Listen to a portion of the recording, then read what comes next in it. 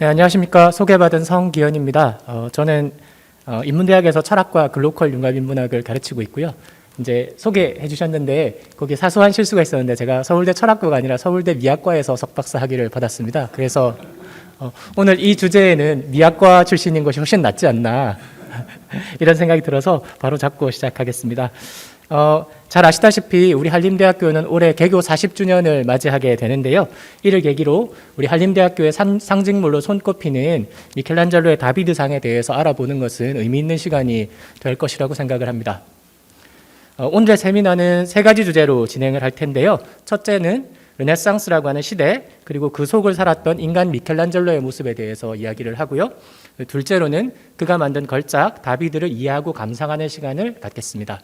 그리고 세 번째로는 우리 한림대학교에 설치되어 있는 다비드가 우리 학생들에게 어떤 의미를 가질 수 있는지 그런 부분에 대해서 이야기하는 시간을 갖겠습니다. 먼저 르네상스라고 하는 시대에 대해서 잠깐 이야기를 해보겠습니다. 우리는 흔히 역사를 고대, 중세, 근대라는 셋으로 나누어 보고 이것을 역사의 3분법이라고 하는데요. 이 중에서 근대의 성립이라고 하는 것은 크게 문화적으로 르네상스, 사회적으로 종교개혁, 정치적으로 프랑스 대혁명, 그리고 경제적으로 산업혁명이라고 하는 네 가지 사건을 거치면서 서서히 형성된 것입니다. 그중 첫 번째 사건이 바로 14세기에서 16세기 이탈리아에서 시작된 르네상스입니다. 르네상스라고 하는 말은 프랑스어로 흐네상스 이렇게 해서 다시 태어난다 이런 뜻이기 때문에 그 뜻 자체가 부활이라고 하는 뜻이고요. 이것은 그리스 로마가 남긴 학문과 예술의 부활을 뜻합니다. 생각해 보시면 부활이라고 하는 말 자체가 이미 역사를 셋으로 나누고 있습니다. 왜냐하면 무언가가 한번 태어났다가 그것이 죽었다가 그 다음에 부활하는 것이기 때문에 부활한다는 말을 쓰는 것은 이미 역사를 셋으로 나누고 있는 것이죠. 그래서 이 르네상스인들은 자신들이 이 고대의 인간 중심주의로 회귀하고 이성의 중요성을 다시 부각시킨다 하는 사고방식을 가지고 있었습니다. 하지만 그렇다고 해서 르네상스인들이 중세의 사고방식, 기독교적 사고방식을 다 버린다는 뜻은 아니고요. 오히려 자신들이 고대의 문명을 재발굴해서 중세의 기독교 문명과 합치고 이것을 융합해서 조화롭게 만든다라고 하는 것이 르네상스인들의 태도였다고 볼 수 있습니다. 이 용어 자체는 18세기의 프랑스 역사가 쥘 미슐레가 처음 쓴 것인데요. 하지만 이런 생각의 기원은 이미 르네상스인들 자신에게서 발견된다고 할 수 있습니다. 이 점을 보여주는 인용문을 하나 보겠습니다. 서구의 역사를 세 개로 구분하는 것은 르네상스 초기의 연원을 두고 있다. 그런데 이 시대 구분 자체보다 더욱 흥미로운 것은 이 세 개의 시대 각각에 대해서 행해진 가치 판단들이다. 이는 바로 빛과 어둠, 낮과 밤, 깨어있음과 잠들어 있음이라는 은유적 표현들로 이루어진 가치 판단을 말한다. 그렇기 때문에 고대는 빛이고 낮이고 깨어있음이며 중세라는 것은 어둠이고 밤이고 잠들어 있음이라는 것이죠. 그러니까 이런 표현들을 사용함으로써 이미 르네상스인들이 과거의 문명에 대해서 어떤 가치 판단을 하고 있다. 이렇게 생각할 수 있는 것입니다. 그래서 고대는 찬연한 빛과 연결되었고 중세는 야행성을 띠고 망각 상태에 있는 암흑시대로 비유되었다. 반면에 근대는 밝게 빛나는 미래를 예고하는 암흑으로부터 탈출한 시대, 즉 깨어남과 부활의 시대로 생각되었다. 그 부활 속을 사는 사람들은 그것을 혁명의 시대라고 생각했다. 그러니까 르네상스인들의 역사관은 바로 이런 것이죠. 그러니까 우리가 바로 새로운 역사를 만들고 있는 사람들이다. 우리가 그 선두에 있고 우리가 무언가를 개척하고 있다. 이런 자신감, 이것이 이제 르네상스적인 태도라고 볼 수 있습니다. 이어서 인용문의 마지막 대목인데요.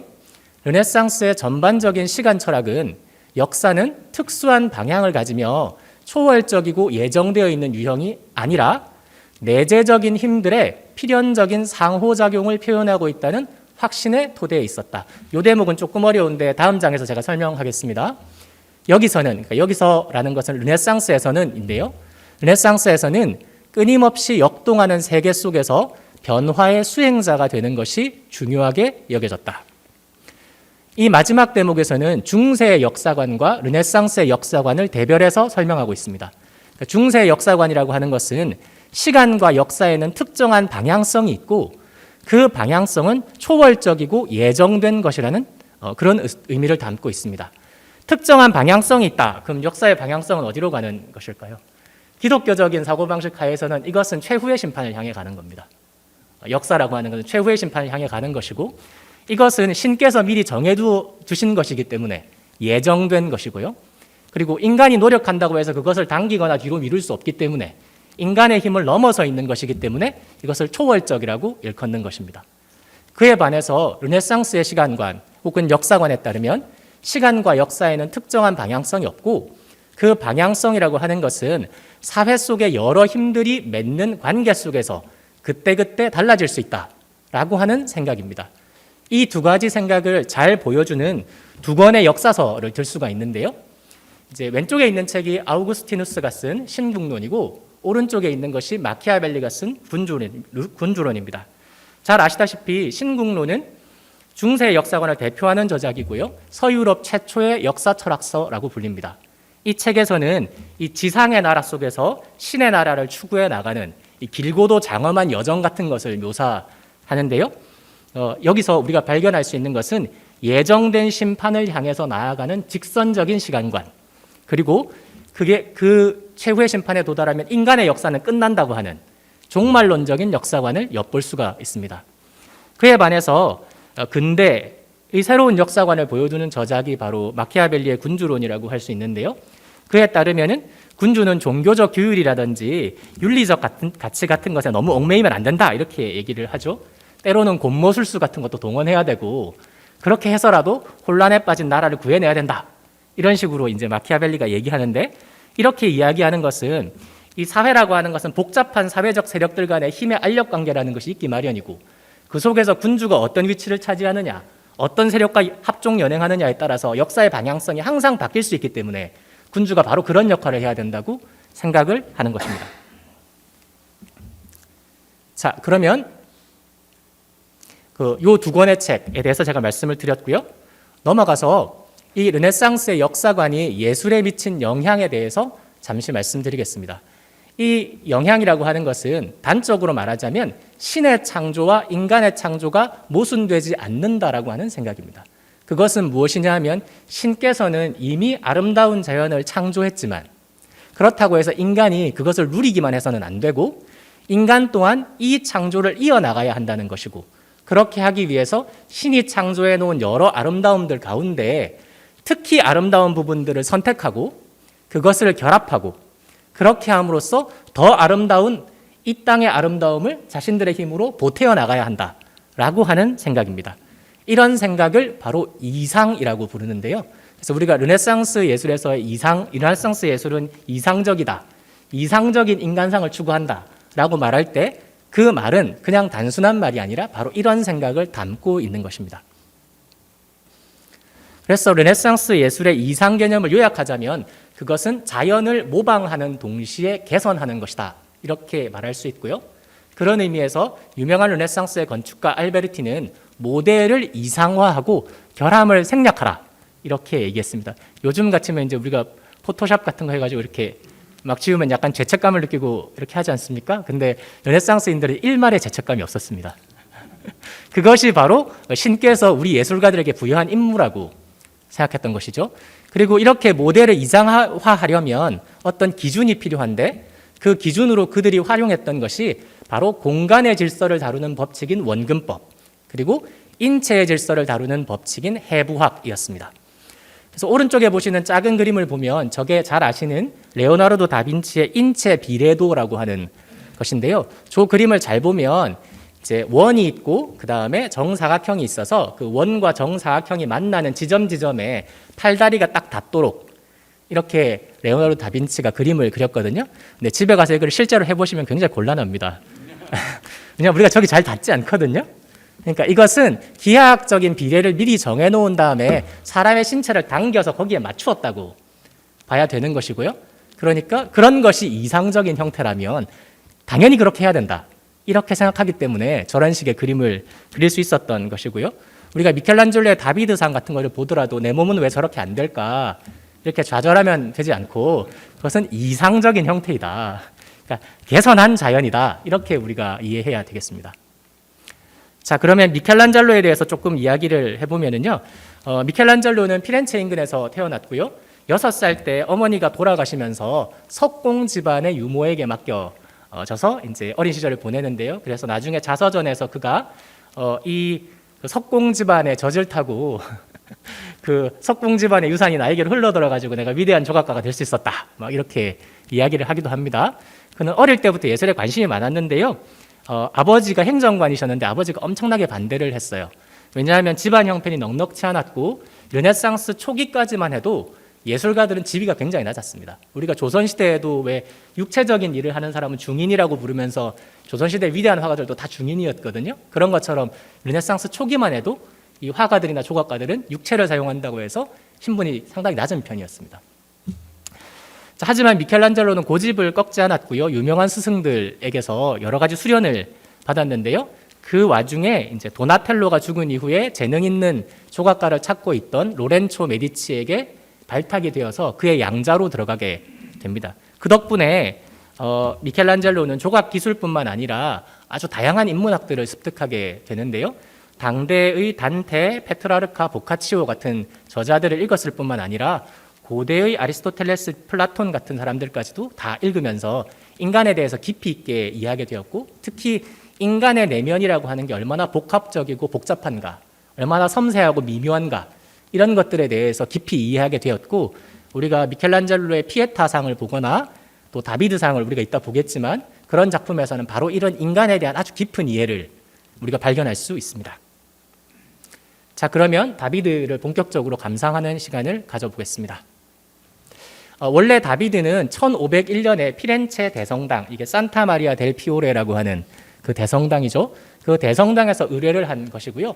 원래는 성당 건물 위에, 그러니까 성당 건물의 어깨 높이 정도의 설치가 될 예정이었습니다. 그게 한 20m 정도 높이가 됩니다. 그러니까 20m 위에 5m짜리 이 조각상을 올리는 거니까 굉장히 높은 위치에 있고 사람들이 아래에서부터 까마득하게 올려다보게 되는 이런 상황이었죠. 하지만 이 작품이 만들어지는 과정에서 이게 보통 작품이 아니다, 이렇게 소문이 나버렸고, 그래서 1504년에는 완성을 앞두고 이 유명한 예술가들이 다 모여서 이 위대한 작품을 어디다 설치할 것인가를 놓고 토론회가 벌어지게 됩니다. 그런데 이때 이제 피렌체는 종교적인 압제자였던 사보나롤라를 몰아내고 공화적을 수립한 상황이었기 때문에 이 작품으로 이것을 기념하는 것이 좋겠다, 이렇게 해서 이 작품을 시청사 앞에 설치하기로 결정합니다. 물론 지금은 시청사 앞에는 모조품이 있고요. 진품은 피렌체 아카데미아 미술관에 있습니다.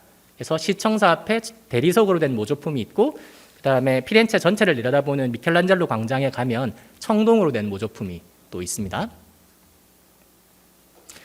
위치를 이렇게 결정하게 된 것은 당연히 이 작품의 주제와 깊은 연관이 있습니다. 이 작품의 주제는 구약 성서에 등장하는 이제 다윗과 골리앗의 대결 이야기를 다룬 것이죠. 성서에 따르면 당시 사울 왕이 통치하고 있던 이스라엘은 이웃한 블레셋과 치열한 전쟁을 벌이고 있었는데요.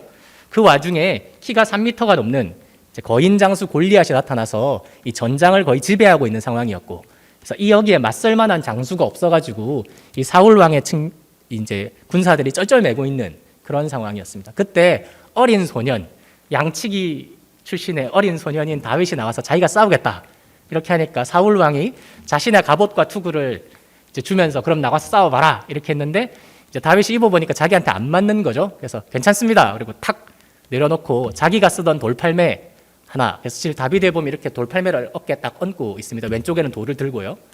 그래서 그거를 딱 들고 가가지고 한 방에 이제 골리앗의 이마를 명중시켜가지고 기절을 시키고, 그 다음에 이제 골리앗의 칼을 뽑아가지고 골리앗의 목을 자르는 이런 승리의 이야기를 담고 있는 것이죠. 그래서 이러한 주제를 이제 비추어 보면은 이것이 압제자를 물리친 피렌체인들의 의지를 보여주고, 또 작지만 강한 이 피렌체 공화국의 상징이 되는데 아주 적격인 작품이다, 이렇게 생각이 되었기 때문에 이 작품을 시청사 앞에 위치시키게 된 것입니다. 작품을 좀 더 잘 감상하려면 그 당시에 같은 주제를 다룬 다른 작품들과 비교해 보는 것이 좋다고 생각하는데요. 그러면 이제 그 예술가의 독특한 특징이 잘 나타나거든요. 지금 보시는 두 개의 작품은 이제 그 당시에 만들어진 도나텔로의 다비드상과 베로키오의 다비드상입니다. 이 두 작품을 봤을 때 우리가 공통적으로 느낄 수 있는 것은 두 작품 다 다비드를 아주 어린 소년으로 그리고 있다는 점이에요. 첫째로. 그리고 또 발견할 수 있는 것은 뭐냐면 전투가 이미 끝나고 골리앗의 목을 다 자른 다음에 골리앗의 목을 자기 발 아래에 밟고 있는 장면을 묘사하고 있다는 것입니다. 그렇기 때문에 이 태도 자체도 굉장히 당당하고 자신만만하고 이미 승리했기 때문에 그런 것들이 포즈라든지 표정이라든지 이런 데서 잘 드러나고 있다는 사실을 우리가 알 수 있습니다. 그렇지만 이 그리스 예술을 모범으로 삼았던 인문주의자 미켈란젤로는 자기 당대의 작품들보다는 오히려 고전적인 작품을 더 참조를 했는데요. 저기에 빨간 배경으로 되어 있는 작품이 기원전 4세기에 만들어진 폴리클레이토스의 창을 든 청년이라고 하는 작품입니다. 이 작품과 우리 다비드상은 굉장히 닮았다라고 하는 것을 느끼실 수가 있으시죠. 전체적인 포즈도 닮아 있고요. 왼쪽 무릎을 살짝 굽혀서 몸 전체가 약간 S자가 되게 만드는 것을 콘트라포스토 기법이라고 하는데 그 기법을 쓰고 있는 것도 똑같고요. 심지어는 오른쪽 발 뒤에 무게중심을 맞추기 위해서 받침대를 딱 놔뒀는데 그 모양까지도 똑같습니다. 그래서 상당히 이 작품을 참조했다 이렇게 우리가 생각할 수가 있고요. 그 다음에 또 우리가 볼 수 있는 것은 미켈란젤로는 어린 소년이 아니라 당당한 청년 다비드를 묘사하고 있다는 것.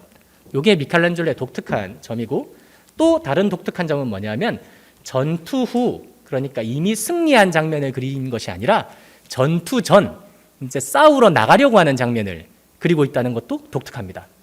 그리고 아까 발 아래에 밟고 있던 골리앗도 지금 없죠. 그래서 골리앗은 어디 갔나 이렇게 생각할 수 있는데 잘 보시면 저기 제가 눈으로 확대해 놨는데 눈 속에 가늘게 이렇게 줄이 하나 있습니다. 수직으로. 그래서 저거는 미켈란젤로한테 안 물어봐서 확신할 수는 없지만 마치 그 눈에 골리앗이 수직으로 비치고 있는 것처럼 보입니다. 그래서 골리앗을 발 아래에 두는 것이 아니라 눈 안에 담았어요. 이것도 굉장히 독창적인 측면이고요. 그 다음에 또 재미있는 것은 이 다비드의 표정입니다. 여러분 이 표정이 어떤 표정으로 보이십니까? 겁먹었다고 생각이 되십니까? 제가 키워서 보여드리겠습니다. 이게 아주 자신만만한 표정은 아니죠. 약간 일그러져 있고요. 이 묘한 긴장감과 두려움 같은 것이 서려 있는 것처럼 보이는 이제 그런 표정입니다. 이 점은 되게 강조되어야 하는데요. 왜냐하면 중세 예술에서는 성서 속 인물들은 신적인 존재라고 생각해서 감정 표현을 전혀 하지 않았습니다. 그래서 여러분들 중세 그림이나 작품을 보시면 막 화살에 찔리거나 창에 맞아도 아무 표정이 없거든요. 저 왜 이래? 이렇게 생각할 수 있는데 감정은 인간적인 것이거든요.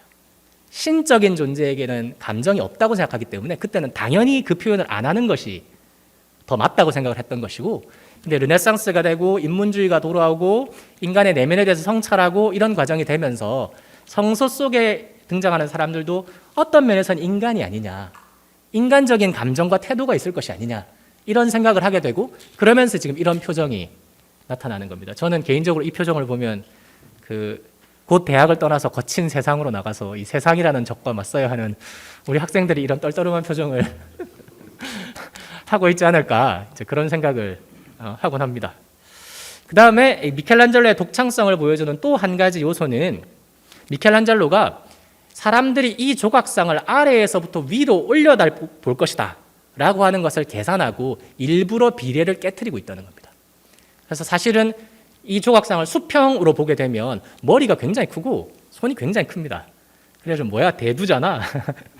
그래서 비례가 안 맞는 거 아니야? 이렇게 생각할 수 있고 실제로 아주 강하게 그렇게 느껴집니다. 하지만 이것을 아래에서부터 위로 올려다 보면은 턱이라든지 이런 부분이 딱 살아나면서 이 얼굴이 아주 존재감이 있게 적절한 크기로 보이게 됩니다. 손도 마찬가지고요. 그러니까 아예 이 사람들이 볼 각도까지 계산해서 비례를 수정했다. 이렇게 봐야 하는 것이고요. 실제로 여기서 보면은 표정도 사뭇 달라 보입니다. 아까 정면에서는 약간 두려움과 긴장감이 엿보였지만 여기서는 턱, 코, 머리 이런 것들이 딱 부각이 되면서 훨씬 당당하고 자신감 있는 모습처럼 보입니다. 그러니까 두 개의 얼굴을 숨겨놓은 것처럼 이렇게 보이는 것이죠.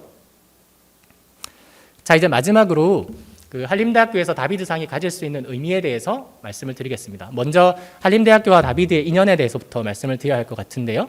이 작품은 1987년에 우리 대학 설립자이신 고 윤덕선 이사장께서 기증하신 작품이고요. 당시에 실물 크기 복제상으로는 요게 하나만 우리나라에 있었다고 합니다. 그런데 이게 이제 당시에는 뭐 현재로서는 소프트웨어 융합대학 혹은 정보과학대학이죠. 거기 앞에 있는 시아레터라고 하는 곳에 설치가 됐는데 그러다 보니까 이제 대리석이 비도 맞고 바람에도 노출되고 이렇게 되면서 풍화가 심하게 일어났고 그래서 붕괴 우려가 있어서 이것을 해체하게 되었고요. 그 이후에 2007년에 현 윤대원 이사장께서 작품을 다시 기증하셨는데요. 이때는 이제 베니스 비엔날레라든지 국제 조각 비엔날레 같은 데 참가했던 저명한 조각가인 루치아노 마사리에게 부탁을 해서 이 작품을 만들었습니다.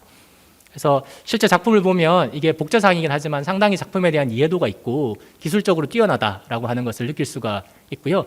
이번에는 이제 비와 바람을 피해서 우리 도서관 처마 밑에 싹 들어가가지고 조금 이 작품을 보호하자 이렇게 하면서 현재의 위치를 차지하게 된 것입니다. 다비드라고 하는 작품이 이제 갖는 의미를 특히 청년이라고 하는 키워드와 관련해서 제가 정리를 해보았는데요. 첫째로 주제와 관련해서 이 작품은 청년이 추구해야 할 가치를 담은 작품이라고 할 수 있습니다. 왜냐하면 이 다비드는 가난한 목동 출신이지만 지혜와 용기를 통해서 왕위에 오른 인물이고요. 또 이제 구약성서의 시편을 거의 다 썼다고 이제 하는 이야기가 있을 만큼 시인이자 또 하프의 명인이기도 합니다. 이 사람은 감수성도 지니고 있는 사람이죠. 그러니까 지혜, 용기, 감수성과 같은 이런 키워드들을 이 주제로부터 이끌어낼 수가 있습니다. 둘째로 작가와 관련해서 이야기해 둘 점은 이 작품이 청년이 만든 작품이라는 점입니다. 이 작품을 만들 때 미켈란젤로는 불과 20대 중반이었고요. 피에타상을 만들 때 미켈란젤로는 20대 초반이었습니다. 그러니까 놀랍죠. 그러니까 미켈란젤로는 아주 어린 시절부터 자신의 재능을 깨닫고 거기에 매진하면서 조각 기술을 연마했을 뿐만 아니라 아까 얘기했던 그 메디치가와 관계를 맺으면서 다양한 인문학적인 소양을 배우고 그것을 통해서 자기 작품을 어떤 방향으로 가져갈 것인가를 끊임없이 고민했기 때문에 이미 20대 중반의 젊은 대가의 경지에 도달해 있었고 그런 것은 이제 우리 학생들에게도 아주 진취적인 태도 할 수 있다라고 하는 이런 의지를 보여줄 수 있는 계기가 되는 작품이라고 생각을 합니다. 그 다음에 작품과 관련해서는 무엇보다 저는 이 작품이 청년을 그린 작품이라는 사실에 주목해야 된다고 생각을 합니다. 그러니까 한편으로는 이 거대한 적에 맞서는 두려움, 긴장감이 있지만 그것을 외면하지 않고 그것을 받아들이면서 내가 이것에 맞서 나가보겠다라고 하는 그런 태도를 보여주는 작품이라는 점에 우리가 주목할 필요가 있다 이렇게 생각을 합니다. 그래서 한림대학교의 상징으로서의 이 다비드에 대해서 좀 얘기를 해보자면 우리 학교는 그 설립 당시부터 작지만 강한 대학을 추구해 왔고 그래서 마이티 한림 같은 모토들을 우리 학교를 대표하는 이 문구들로 사용해 왔는데요. 이제 주제의 측면, 또 작가의 측면, 작품의 측면 어느 면을 보더라도 이런 우리 학교의 모토에 아주 잘 부합한다는 점에서 이 작품은 우리 학교를 상징하는 상징물로서의 가치가 충분하다 이렇게 이야기를 하겠습니다. 또 현대 예술에서는 특히 조각 작품 같은 경우에 이것이 어떤 작품이냐뿐만 아니라 어디에 설치되어 있는 작품이냐 하는 것도 굉장히 중요하게 봅니다. 아까 우리 실제 다비드상 같은 경우도 그게 성당 위에 올려졌다면 종교적인 의미만을 가졌겠지만 그것이 시청사 앞으로 옮겨지면서 사회정치적인 의미를 같이 갖게 되었던 것이거든요. 그래서 우리가 비록 비바람을 피해 도서관 앞으로 오긴 했지만 기왕에 도서관 앞에 왔기 때문에 우리가 도서관 앞에 있는 그 자체로 어떤 의미를 부여할 필요가 있다고 생각하는데 그것은 도서관이라고 하는 것은 미래를 준비하는 공간이고 학생들이 미래를 준비할 때 어떤 태도를 가져야 하느냐라고 했을 때 이 작품이 충분히 시사하는 바가 있지 않나 이렇게 생각을 합니다. 이제 이야기를 마칠 시점인데요. 이 사진 제가 찍은 건데 제가 우리 학교에서 제일 좋아하는 길입니다. 이 길을 걸으면은 이제 저한테는 어떤 생각이 드냐 하면은 우리 대학이라고 하는 곳이 지적인 즐거움과 그 다음에 미적인 즐거움이라고 하는 것이 공존하는 공간이다 이런 생각을 하기 때문에 제가 이 길을 좋아하고요. 또 이 길을 걷다 보면은 이제 제가 드는 생각이 있는데 그거는 이런 겁니다. 이제 세상이라고 하는 것은 거대하고 그 세상의 변화라고 하는 것은 굉장히 가혹하고 그렇기 때문에 우리는 흔히 이제 불안감 같은 것들을 많이 느끼게 되는데요. 그래서 저는 우리 학생들이 이제 그 변화에 맞설 수 있게 되기를 바라고 또 그렇게 하기 위해서는 미켈란젤로가 그렇게 했던 것처럼 예술가처럼 느끼고 철학자처럼 생각하고 그 다음에 기술자처럼 행동할 수 있기를 바란다 이런 생각을 하게 됩니다. 그래서 이번 세미나를 계기로 선생님들 또 학생들께서 이걸 보게 되신다면 앞으로 우리 학교의 다비드상을 보게 되면 그런 생각을 한번 해보시면 어떨까 이런 생각을 해봤습니다. 네, 마치겠습니다. 고맙습니다.